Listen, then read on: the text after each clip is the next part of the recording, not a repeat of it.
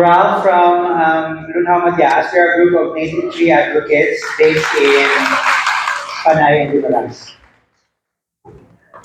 First slide, please. I'm just going to talk cursory about places that have namesakes with native flora. So I cannot name everything because it will take the whole afternoon. So these are just a few of the places that have namesakes of native flora. Well, first thing, Panay is named after, well, they say that Panay is named after aninipay. Aninipay is a leguminous vine. Katol-katol na siya, gatubo, na sila usually sa gilid sa sapa, suba. I don't have a picture here, but the picture next to my name in our poster is the picture of an aninipay. It comes from the legume family, so it restores nitrogen to the soil. Anyway, we'll start from the north because dito kita madungka sa Bangkal Port sa Carles. Bangkal, next slide please, is named after Nuclear Orientalis. Naging uso rin siya kay Joy sa COVID, so people were noting that. Bangkal is usually found near wells, rivers, or usually if they want to make wells, they dig around Bangkal trees. And we'll also know if ang mga gatawag sa pinangkal, sa mga atong big shop, you will see there, it looks like the pinangkal, di ba? Sino makakansot pinangkal? Ano lang siya. Okay, and you will know, if you're confused if a tree is bangkal or not, you will note that it has a stipule, ito modified leaves, ito pula-pula sa babaw, in between the stipules na isa kasama sa atong mga leaves. Makita nyo, that is a stipule, and that usually notes laban-laban bangkal ng mga kahoy. And this, dahil makalpo kita sa Bantan, sa Barangay Banban, this is Donax caniformis. It is caniformis because it looks like a cane, and the whole plant looks like a cane or a reed. It has actually has ornamental potential. So, next please. It is used also for weaving and baskets. Anilaw, we go to Anilaw, nalapit dito sa likod. Anilaw is a flowering tree. This usually also grows around rivers and creeks. And the underside of the leaves are silver colored, so sometimes when you see them moving in the wind, they look like they're glistening or sparkling. Next, please. Now, of course, there is another legend that Pasig was named after a woman who was nagpapangtaybog pala. She was winnowing her rye. So, and then, napangagoy ang Pasig, di ba?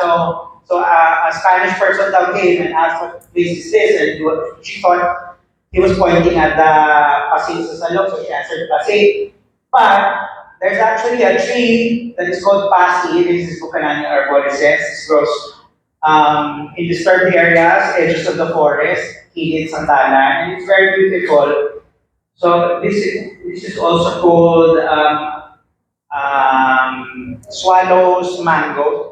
Kaya if you eat it, nagagmay siya na mango, manangganir. So si Tana lang ang patilawag, partilit, so nang pudyo-pudyo, kabati mo.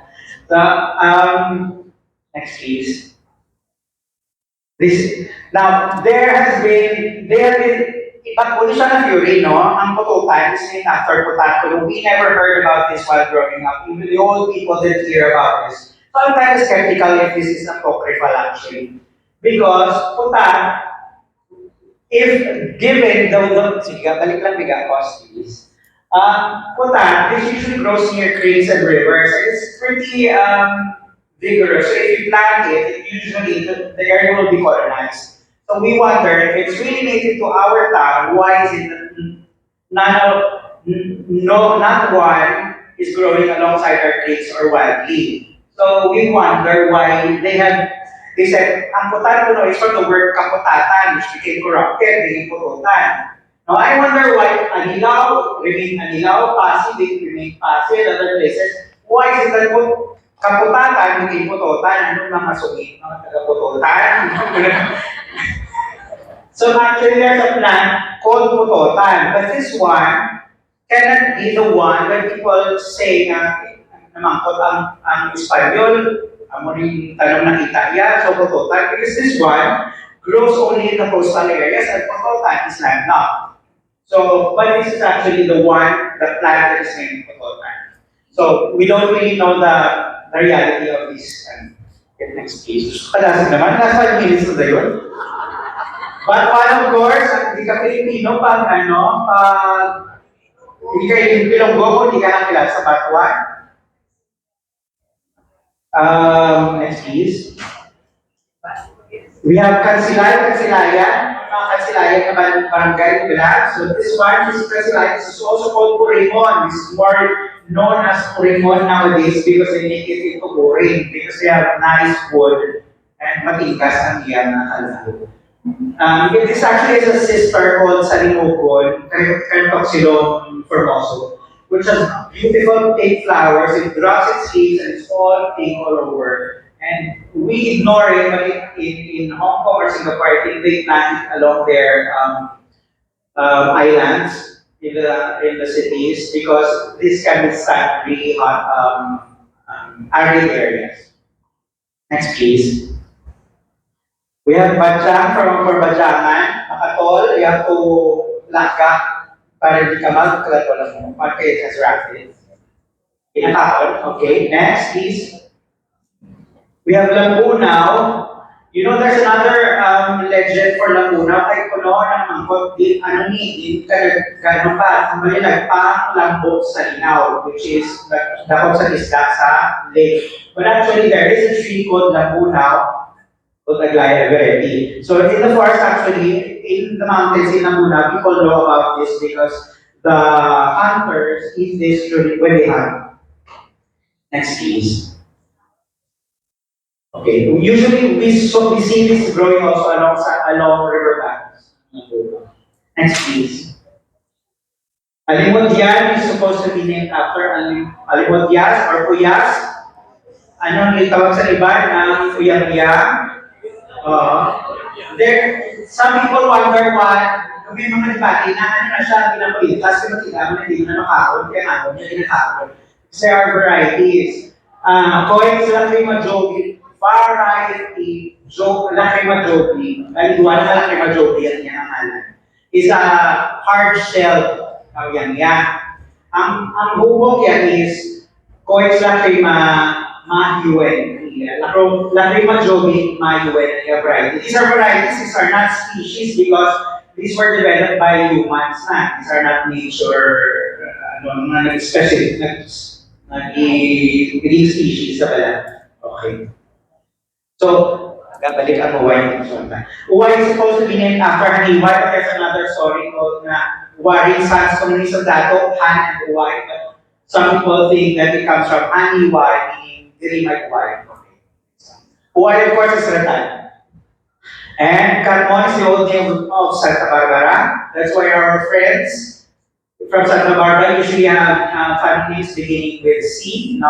Okay, aside, ang kalabanan sa aton, if ang banwa mo, like E. Perez, is Putotan. So, ang matingala kita sa una, Santa Barbara, mga C. Pero kay Carmon, yan ang name sa una.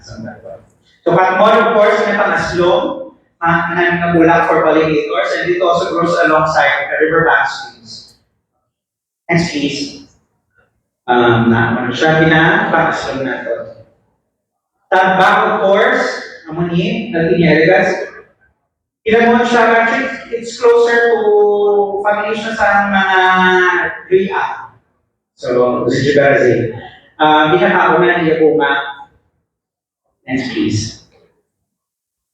Of course, Balabagoy, this is constellations, ini siya grows along coastal area. So, most likely po, Imani Balabago was named after Balabago. And nag-change siya color during the day, yellow siya sa umpisa, and in the late afternoon, pag lumalaya siya, nag-pink siya. Tapos siya uses, pwede siya pang-ampol, hindi mo ng part for mga ropes and baskets, weave. Of course, there's Kalumpang sa Puliafetita. This is a beautiful tree, but unfortunately, it is awful smelling, maho tae. So when you go to Polo, I guess blooming, masibutan mo din siya, nag-enjoy ka na sa kanan, sa Mormancho, tapos may masibutan ka na mo, amo na siya. Also, Banate used to be named as Bobo, used to be called Bobo. This is also Bobo in other places. No? And it grows alongside coastal areas also. I know of one fisherman who tied his house during Yolanda to a bubog tree, and then it survived. It became very strong sa kanyang foundation sa Lucia. Next please. Lumon, of course, is the Lumon tree, coastal man siya. Next please. Ang siya niya bunga, next please. Bitoon, is the niya siya tika, ginapang-angkol man siya, pang-bukol-bukol ko no, sa mga.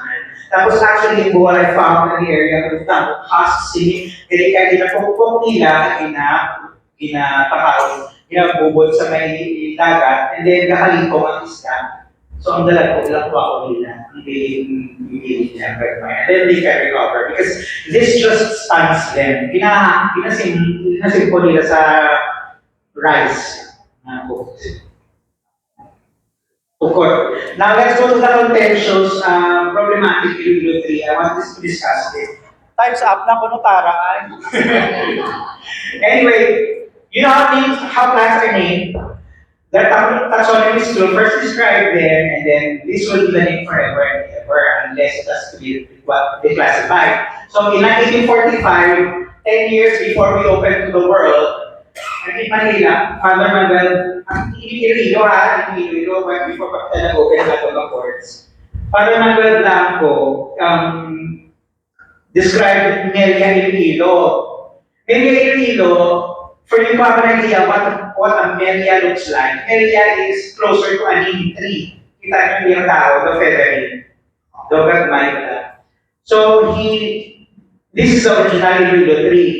After that, Elmer Duke Merrill came in 1918 when Americans came na, no? He reclassified it under Aglaya. Aglaya is a very different looking species. So it cannot be, this is supposed to be a mistake. So dili pa lang, nagsala na sila. Bali, nagsala, hindi Iloilo, you not actually have a species na ang specimen sa herbarium. So wala kang kita kabalo kung ano na siya itsura yet exactly. But there are Spanish descriptions from Father Manuel Blanco. And the plant he describes as the Iloilo tree does not look like an Aglaya. It's an exactly different plant species. In Melia man, it doesn't fall actually in the Melia. So next please. Now, some people were very excited about finding an Iloilo tree kuno sa may Initaw in Mindanao. Kaya may do foreign do part do bulang ko tingnan nato na may mga label ang trees. Nakita sila Iloilo tree. And they placed Aglaya and Argentea there. Now, this could have been somebody who just also re-echoed Merrill's mistake na Aglaya ang Iloilo, which it is not. Now, hindi pwede, introduce natin na Aglaya Argentea ang Iloilo tree, which is actually wala naman din sa aton. Now, i-promote siya, and then ang duguluan, next please. I-promote siya, when actually, this is not the Iloilo tree na, even that Aglaya Argentea, it's not the Iloilo tree, right? Did you follow? Or confused na? Hindi na siya, kaya hindi yung original Iloilo tree, ba? So, Aglaya Argentea, it does not fall under the original Iloilo tree, cannot be. Kaya hindi nga species na describe. Now, ang ipanagtagtag ito because, excited na, alam mo yung Iloilo tree, ang ipanagtagtag as something that looks like an Iloilo tree, which are not even Aglaya Argentea. They are Aglaya exima, Aglaya pacifila. Wala sa Aglaya Argentea na akikila ng Iloilo tree sa Mindanao. So the ones that are planted here, the whole of Iloilo are not actually Iloilo trees. The ones that we are promoting. So that is really a problem because now we have attached our identity to a lie. Diba? The more, I mean, originally it was a mistake, but if you keep promoting it, now that we know better, it actually is a lie. So there you go. That is, and actually, sorry, I want to show you the last one. And we've been planting them in plazas and na islands. This is, Aglayas are true forest species. They cannot survive without a forest. That's why when you see them, doon mga layak, mga tsura nila. Hindi pala. So there, that is the problem of the area. I think. And I want you to please